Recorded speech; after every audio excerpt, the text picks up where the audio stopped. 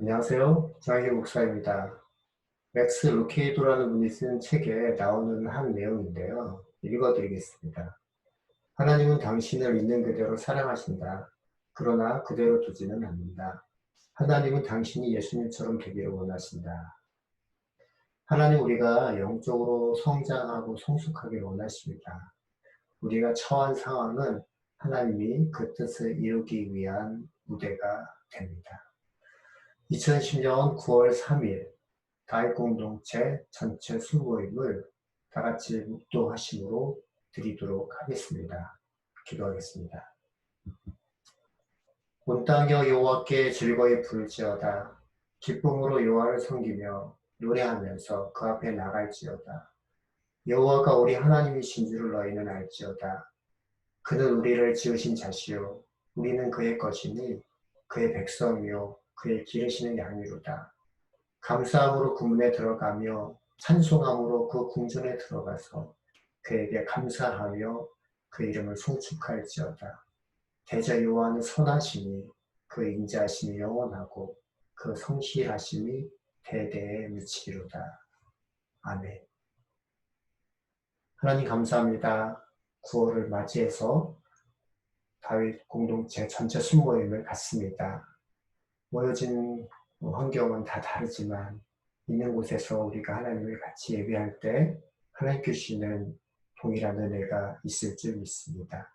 시작부터 끝까지 주님께서 책임져 주시기를 간절히 소원하며 살아계신 예수님의 이름으로 기도드립니다. 아멘. 이 시간 우리 같이 찬양 드리겠습니다. 주님의 마음을 본받는 자.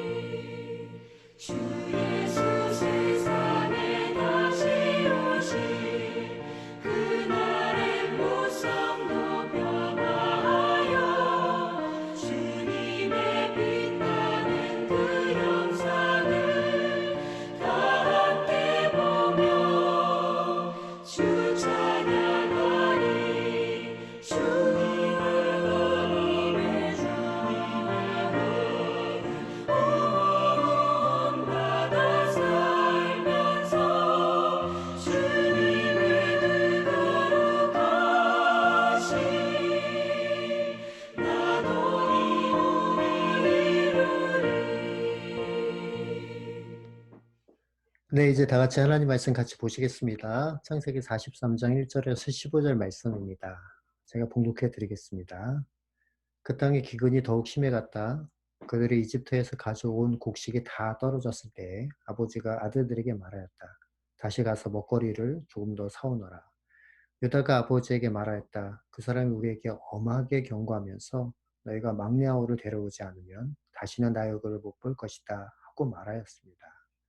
우리가 막내를 데리고 가서 함께 가게 아버지께서 허락해 주시면 다시 가서 아버지께 잡수실 것을 사오겠습니다. 그러나 아버지께서 막내를 보낼 수 없다고 하시면 우리는 갈 수 없습니다. 그분이 우리에게 말하기를 너희가 막내 아우를 데려오지 않으면 다시는 나의 얼굴을 못 볼 것이다 하였기 때문입니다. 이스라엘이 자식들을 탓하였다. 어찌하려고 너희는 아우가 있다는 말을 그 사람에게 해서 날 이렇게도 괴롭히느냐. 그들이 대답하였다. 그 사람은 우리와 우리 가족에 관하여서 낱낱이 캐물었습니다. 너희 아버지가 살아계시느냐 하고 묻기도 하고 또 다른 형제가 더 있느냐 하고 묻기도 하였습니다. 우리는 그저 그가 묻는 대로 답하였을 뿐입니다.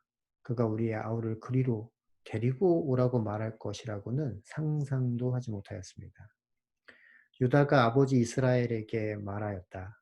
제가 막내를 데리고 가게 해 주십시오. 그러면 우리가 곧 떠나겠습니다. 그렇게 하여야 우리도 아버지도 우리 어린 것들도 죽지 않고 살 수 있을 것입니다. 제가 그 아이의 안전을 책임지겠습니다.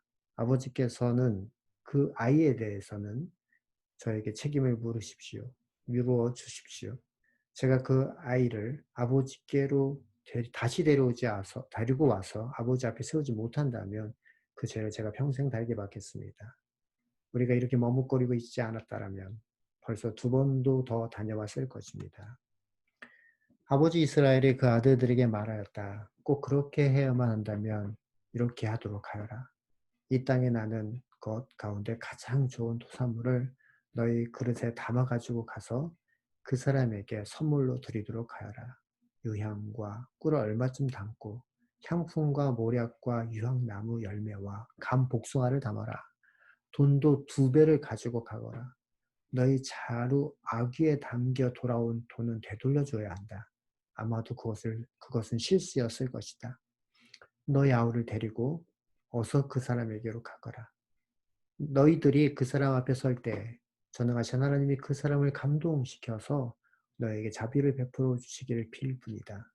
그가 거기에 남아있는 아이와 베냐민도 너희와 함께 돌려보내준다면 더 바랄 것이 없겠다.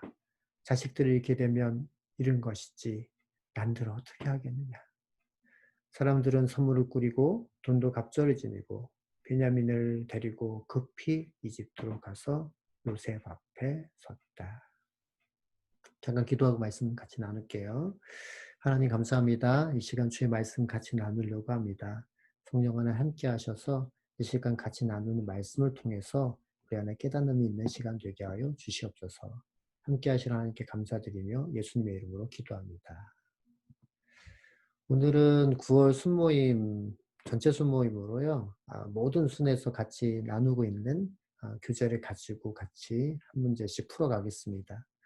주제는요. 모든 자를 성숙케 하시는 하나님입니다. 하나씩 풀어가겠습니다. 1번입니다. 유다는 아버지 야곱 이스라엘에게 이집트로 가려면 동생 베냐민을 데려가야 한다는 것을 알리지요. 1번 문제입니다. 야곱이 아들들에게 양식을 사오라고 명한 이유가 무엇일까요? 네. 그 땅에 기근이 심하고 이집트에 가져온 곡식이 다 떨어졌기 때문이죠.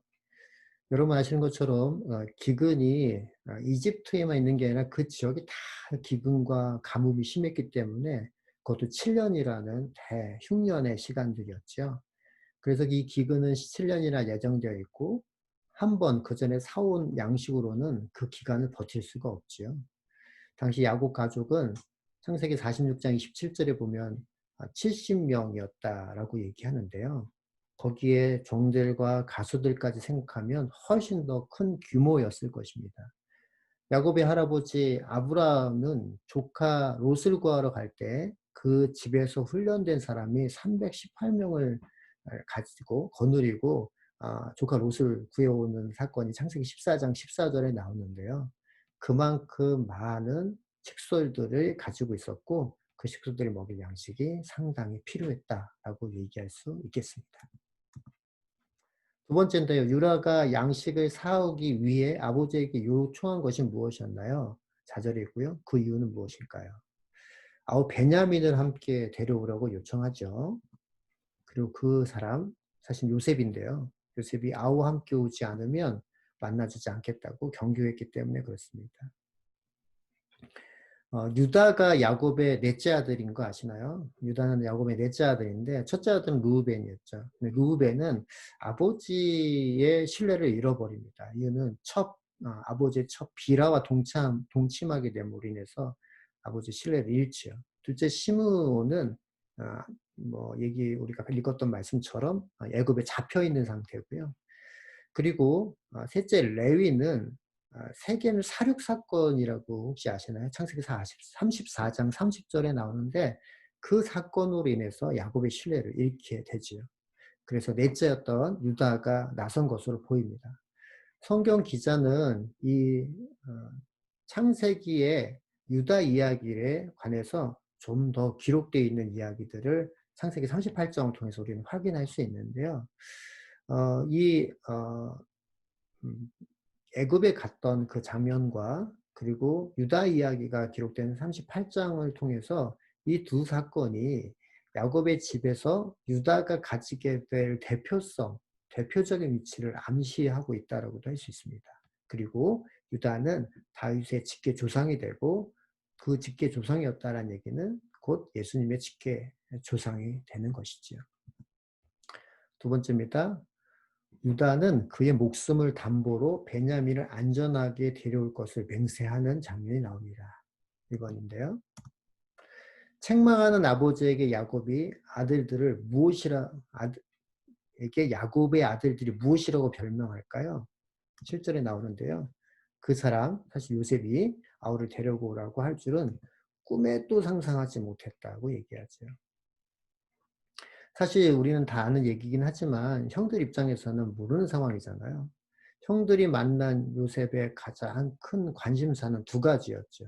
하나는 아버지가 살아있느냐라는 거하고 두 번째는 자기의 친동생인 베냐민의 안부를 물어보는 것이었습니다. 베냐민은 야곱의 막내 아들로서 요셉의 유일한 친동생이었던 것이죠.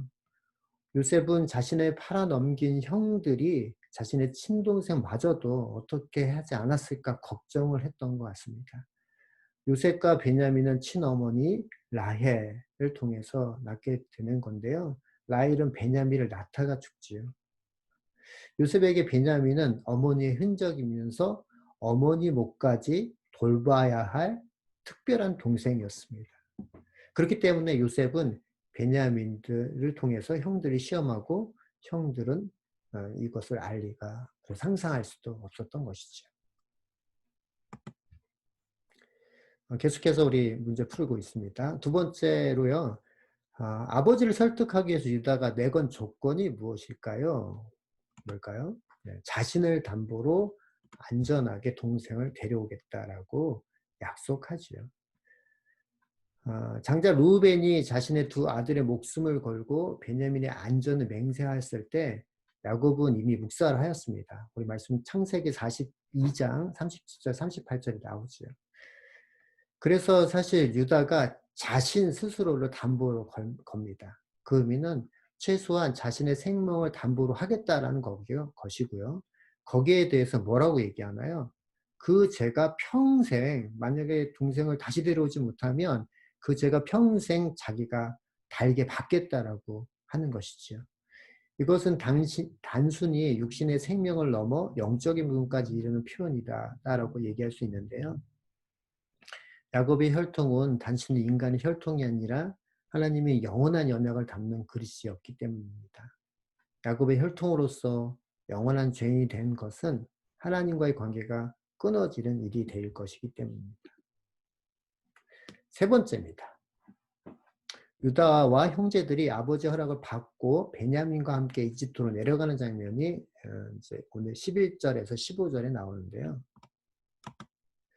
이집트로 향한 형제들이 예물 외에 가지고 간 것이 뭐였나요? 12절에 보면 그들의 자루에 넣었던 돈의 2배를 가지고 가지요. 야곱은 이집트의 총리, 뭐 아들인지 모르니까요. 그냥 이집트의 총리의 환심을 사고 베냐민을 안전하게 데려올 생각으로 그동안 자기가 살아왔던 방식이잖아요. 그 방법으로 예물을 준비하고 더 많은 토산물들, 귀한 뭐 물건들을 같이 더불어서 보내게 됩니다. 요셉은 형들에게 양식을 주고 형들이 지불한 돈을 몰래 형들의 자료를 넣어 보냈던 것이 바로 우리 말씀 전에 있었던 것이죠. 42장 27절입니다. 다시 떠나는 형들은 예물과 함께 이 돈과 양식을 살 돈을 가지고 떠나야 했던 것이죠. 2번입니다. 베냐민과 다른 자식들을 보내는 야곱의 기대와 각오는 무엇이었나요? 전능하신 하나님의 자비를 통해서 아들들이 무사히 돌아가기를 바라고 그 아들 잃으면 잃을 것이라고 각오하죠. 사실 하나님을 신뢰하는 것과 자기의 어떤 기대나 바람 내지는 그 욕심을 내려놓는 그런 각오를 하는 장면이 나옵니다. 여러분 잘 아시는 것처럼 야곱은 4명의 아내가 있었잖아요. 그리고 그 아내들을 통해서 12아들이 태어나고 그 아들이 바로 12지파가 되죠. 하지만 그 4명의 아내 가운데 야곱이 가장 사랑했던, 그래서 결혼했던 아내는 오직 라헬뿐이었습니다. 라헬은 자녀를 낳지 못했다가 하나님의 은혜로 첫 번째로 요셉을 출산하고, 때문에 요셉에 대한 야곱의 사랑은요 너무나도 귀하고 그래서 그토록 편애했던 것이죠. 요셉이 없어진 지금 유일한 라헬의 시인 베냐민 뿐이었는데요. 요셉이 사실 모르잖아요. 애굽의 총리가 야곱에게 사실 그 베냐민을 데려오라고 얘기하는 것이죠. 사실 베냐민은 야곱에게 있어서 생명보다도 귀한 아들이었습니다. 그리고 야곱은 이제 그 모든 것이라고 하는 그 아들을 하나님께, 그리고 그 아들들과 포함한 자기와 가족들을 하나님께 맡기는 장면이 나오는 것이죠. 오늘 우리 같이 좀 말씀을 보시면서 우리 안에 여러 생각들을 좀 하게 되잖아요. 고난을 통해서 우리에게 주시는 하나님의 메시지가 무엇일지, 우리 안에 하나님과의 그 친밀한 관계 가운데 우리 안에 욕심 때문에 아니면 내려놓지 못한 것 때문에 우리 안에 고민하고 갈등하고 범인하고 있는 부분이 있지 않은지 우리가 살펴보는 귀한 시간 되었으면 좋겠습니다. 하나님은 역전하시죠. 결국은 그 애굽의 총리는 잃어버렸던, 죽었던 걸로 알고 있었던 바로 요셉이었고요. 우리가 오늘 장면에서 나오는, 물론 그래서 베냐민은 당연히 생명을, 그리고 온 가족은 그 생명을 다 건질 수 있었던 것이죠. 단순히 이건 그 일로만 머물지 않습니다. 이 일로 인해서 요셉과 그리고 야곱은, 그리고 그 모든 가족들은 애굽의 북쪽의 고센 지역에서 정착하게 되고, 그리고 한 가족이 아니라 이제는 큰 민족을 이루는 400년이라는 시간을 통해 큰 민족을 이루게 되고요. 그리고 이렇게 창세기가 마무리하며 또 출애굽기로 넘어가게 되는 것입니다. 하나님의 역사 속에서 우리에게 말씀하고 계시는 이야기가 있는데요. 지금을 사는 우리에게 하나님께서 우리에게 말씀하시는 것을 우리가 말씀을 통해서 다시 한번 재조명하는 귀한 오늘 하루 되시기를 예수님의 이름으로 축원합니다. 잠깐 기도하겠습니다. 하나님 감사합니다. 오늘 다윗 공동체 전체 순모임을 가졌습니다. 하나님 우리에게 주시는 소망에 대해서 같이 나눌 때 주시는 은혜가 있음을 감사드립니다. 늘 깨어 기도하고 말씀된 데 거하는 우리의 삶이 되게 하여 주시옵소서. 이 모든 말씀 살아계신 예수님의 이름으로 기도드립니다. 아멘. 네, 광고 드리겠습니다. 주보에도 나오고 홈페이지에도 나온 광고인데요. 9월 13일 이번 달 두 번째 주 주일날 11시에 성전 뜰 예배가 준비되어 있습니다. 늘 푸른 어르신 다육 공동체 등 여러 사정으로 실내 예배에 참석하기 어려우셨던 분들을 아 이 모여서 같이 하나님께 예배드리실 텐데요. 안전의 문제나 여러 코비드 19로 인하여 여러 불편한 부분들이 위험한 부분들이 있기에 철저한 방역과 거리를 유지하고요. 저희가 예배를 드리려고 하고 있습니다. 그날 오시면 우리가 인제 라디오 주파수를 이제 차 안에서 잡게 되시고 안내하겠지만요. 그래서 편안하게 그리고 마음을 다해서 우리가 하나님께 예배를 모여서 드리는 시간 될 겁니다. 여러 부득이한 상황 때문에 못 오시는 분들 계속해서 온라인 예배 드려지고 있으니깐요. 있는 곳에서 또한 그 온라인으로 예배 드리셨으면 좋겠습니다. 9월을 벌써 맞이했는데요. 네. 늘 마음의 한구석에 뵙고 싶은 마음이 간절히 있습니다. 건강하시고 안전하셔서 우리가 또 만났을 때 귀한 교제하는 시간 되었으면 하는 마음이 있습니다. 주변에 돌봐야 될 필요성 그리고 육신의 연약함이 있으신 분들 주변에 본인이 아니셔도 좋으니까 알려주시면 저에게 교회에 연락 주시면 같이 기도 제목으로 기도하면서요. 이 고난의 시간, 어려운 시간 잘 극복할 수 있도록 기도로 같이 마음을 모아가셨으면 좋겠습니다. 주 안에서 평안하시고 다음에 또 만나도록 하겠습니다.